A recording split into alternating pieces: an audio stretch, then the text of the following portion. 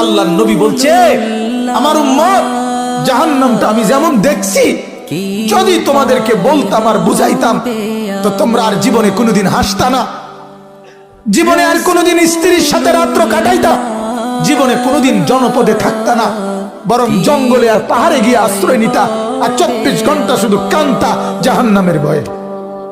আমি যেটা দেখছি, নবীজি বলছে, লাউ তা'লামুনা মা আ'লামু লা দাহিকতুম কালিলা ওয়া লা বাকাইতুম কাসীরা।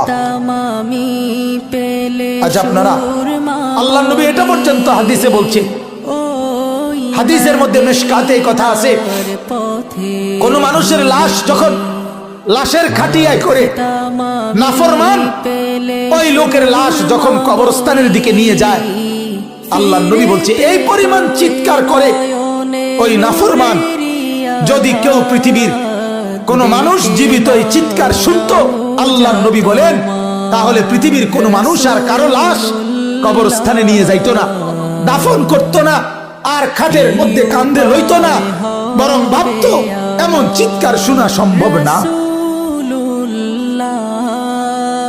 এই কথাগুলো সত্য বাপ, এই কথাগুলো এত বছর ধরে এত আলেম ওলামা কোরআন হাদিসের এত কথা, এগুলো মিথ্যা না, কি বলেন?